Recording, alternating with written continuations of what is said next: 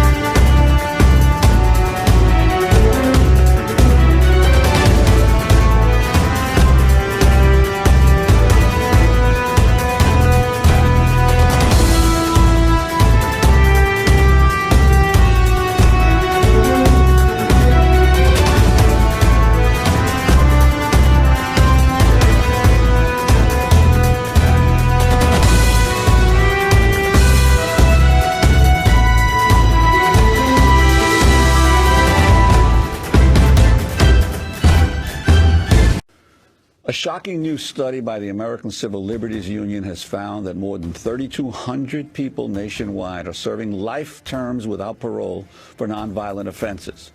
Of those prisoners, 80% are behind bars for drug-related crimes. 65% are African American, 18% are white, and 16% are Latino. The crimes that led to life sentences include stealing gas from a truck, shoplifting, possessing a crack pipe, facilitating a $10 sale of marijuana, and attempting to cash a stolen check. 63% of those serving life without parole for these nonviolent offenses are in federal prisons. Most were sentenced under mandatory minimum laws.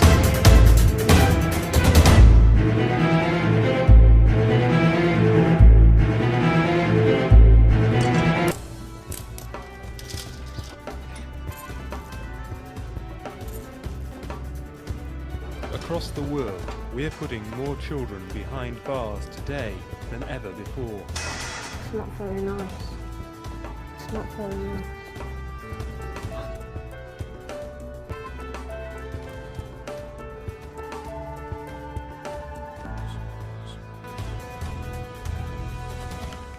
Bad things, but people aren't bad, they just make mistakes. And I made a mistake. Não tem um que não apanha de monitor aqui.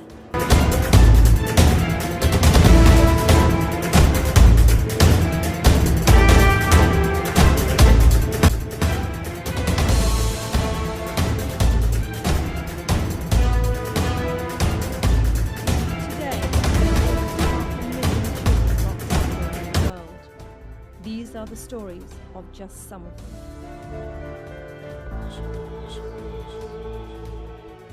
Things like I know I'd get really, really drunk and I couldn't even remember what I'd done the night before, taking drugs and things like that as well. And then first thing on my mind in the morning would be, well, I've got to go and get some alcohol, and I'd go down and I'd get done for shoplifting, then nicking a bottle of vodka or something like that. And then when I was on drugs and things, I used to beat people up, getting fights, and that's what most of my offences are, like assault, things like that. It's just stupid. A lot of alcohol's the worst drug I've ever known. Like, yeah, heroin's bad and things like that, but alcohol's got a lot to answer for, I think. Changes you can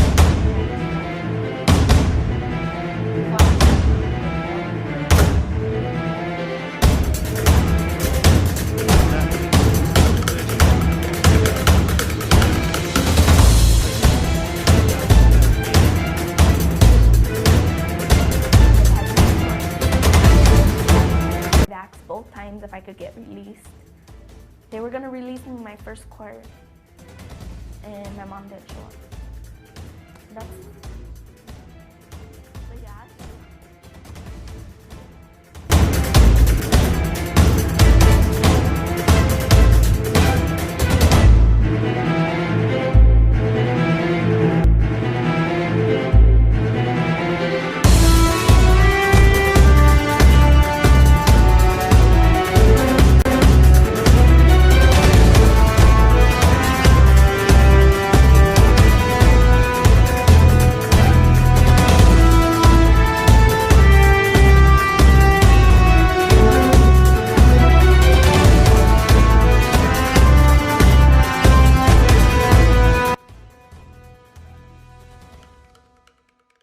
I think she's trying to teach me lessons. She's trying to get me used to this environment. To say, you know what, that's not an environment to go to.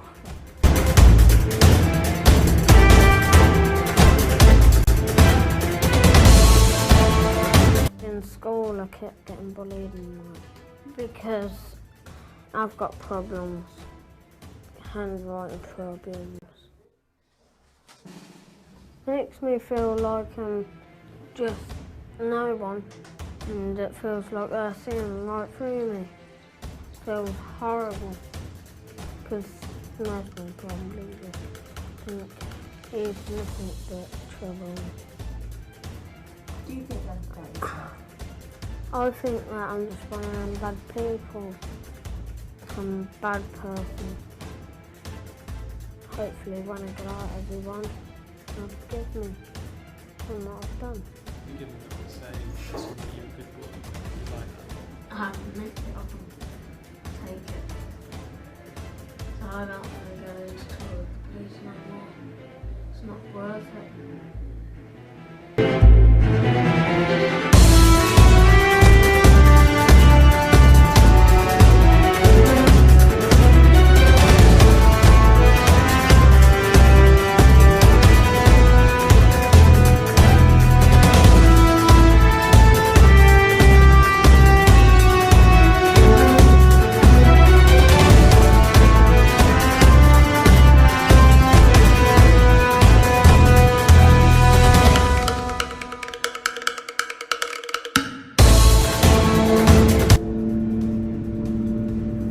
Blake Lehman, I'm 17 years old. I was sentenced to 55 years for murder. I'm Jesus Mercedes Perez, I'm 17 years old, and I got sentenced to 65 years for murder. I'm tired of being locked up. 10 men again, ain't got no money on my books, and I'm so hungry, man, I'm locked up. I'm Marquise Lee, I'm 18 years old. And I got 15 years for aggravated battery. For the better, 'cause I'm tired of talking to my people through these letters. Man, I'm lost. Block D is unique. Inside live 40 teenagers. Teenagers so troublesome and violent, they've been tried and convicted as adults. They've committed everything from armed robbery to murder, serving sentences from 2 years to 65. Locked in their cells for 18 hours a day, these youngsters are paying a huge price for their crimes.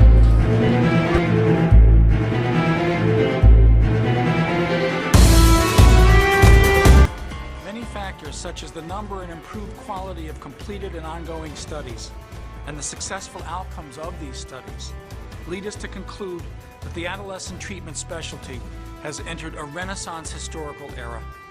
At the same time, we've made only minimal progress in transporting evidence-based therapies into routine care settings.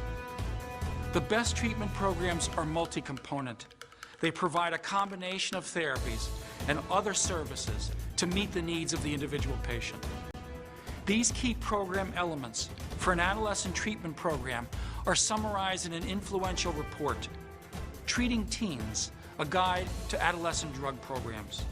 In this report, the Drug Strategies Expert Panel identified 9 key program elements. 1. Assessment and treatment matching. Programs should conduct comprehensive assessments that cover psychiatric, psychological, and medical problems, learning disabilities, family functioning, and other aspects of the adolescent's life. 2, comprehensive, integrated treatment approach.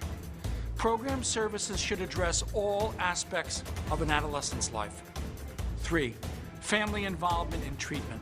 Research shows that involving parents in the adolescent's drug treatment produces better outcomes. 4, developmentally appropriate program. Activities and materials should reflect the developmental differences between adults and adolescents. 5, engaging and retaining teens in treatment. Treatment programs should build a climate of trust between the adolescent and the therapist. 6, qualified staff. Staff should be trained in adolescent development, co-occurring mental disorders, substance abuse, and addiction. 7, gender and cultural competence. Programs should address the distinct needs of adolescent boys and girls, as well as cultural differences among minorities. 8, continuing care.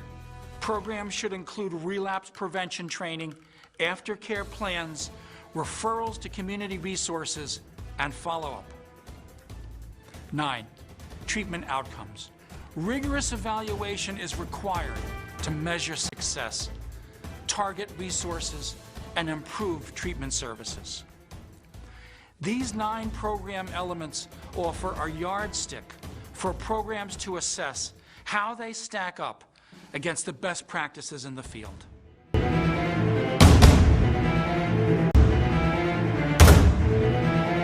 I work with Native American high school, middle school, and elementary students in the district. We're finding a comprehensive solution that addresses the special cultural needs of Native students as well as other young people at risk.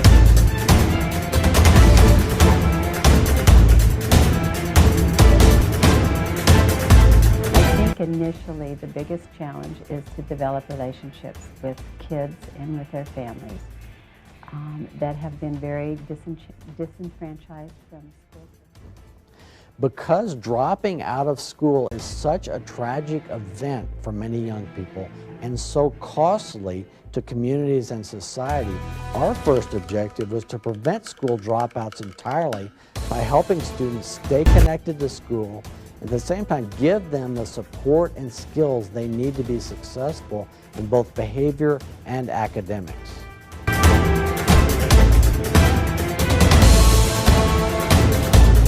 Kids are not coming from a healthy place, period. So they may feel like the whole system, the whole world has given up on them long before they even got there. And that wouldn't surprise me, you know. I mean, what I like to say is our children aren't throwaways, you know. We need to get them back out and be healthy. They're just not healthy. If you have just punishment and no rehabilitation, having worked in the unit for 7 years, Alita sees how a child's upbringing can ultimately lead to a crime that puts them behind bars. They come from families that, you know, we have generations of this stuff going on, generations of the drugs, generations of prison, and you know, it's sad. You know, we have several in there right now that has seen a parent kill the other parent, and then we wonder, you know. It's almost heartbreaking in some ways, you know, some of the things these young little kids have gone through.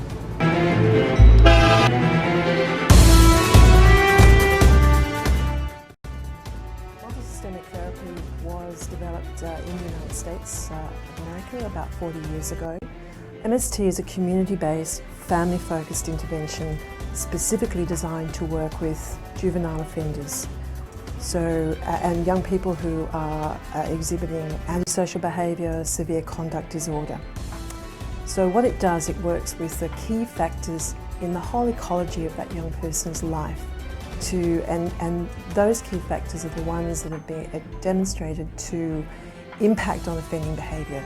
So it's that young person's individual behaviour, it's the role of the family, it's the young person in education, it's the young person in their broader community and neighbourhood and their extended family. MST is a holistic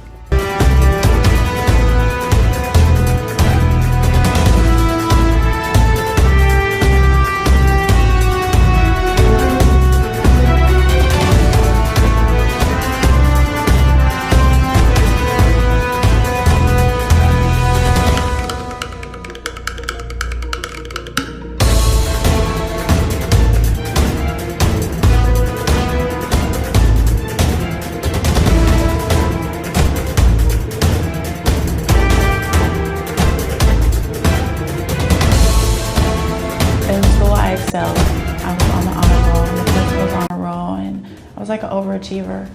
I ran track, I ran for student body president.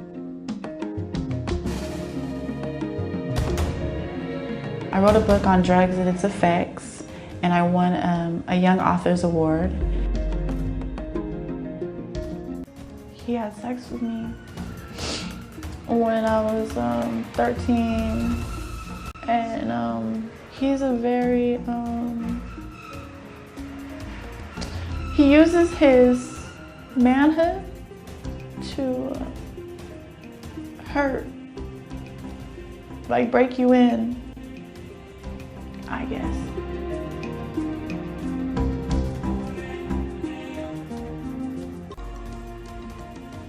Everything was his.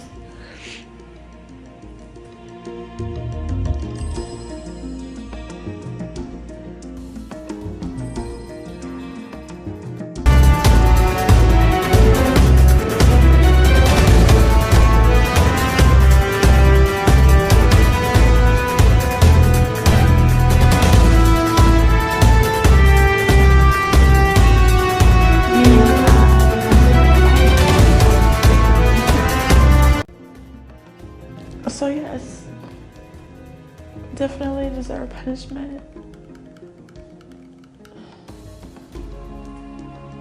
How much? I don't know. Every day it's something that's not gonna ever go away, you know? To take his life like that.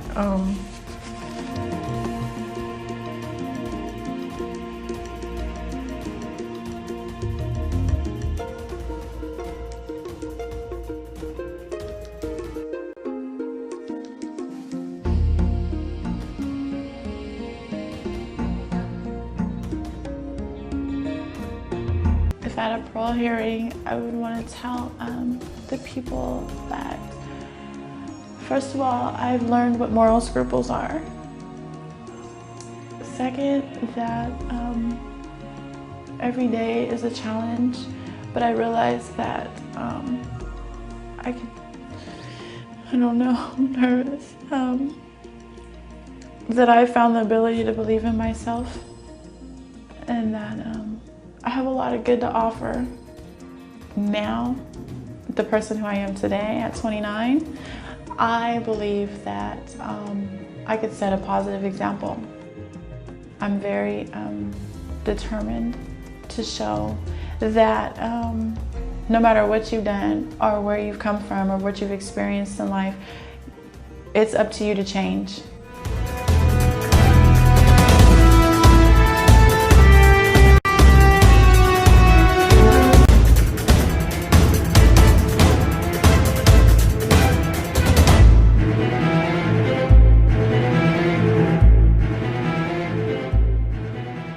The Center for Public Legal Education Alberta presents the Youth Criminal Justice Act. The Youth Criminal Justice Act is legislation for young people between the ages of 12 and 18.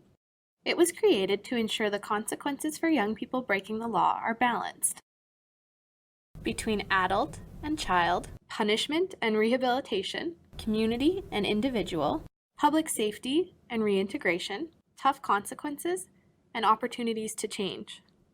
Young people should be held accountable for their actions, but they are still children who make mistakes. They should be given an opportunity to mature, learn from their mistakes, accept the consequences of their actions, and make amends. The Youth Criminal Justice Act in action.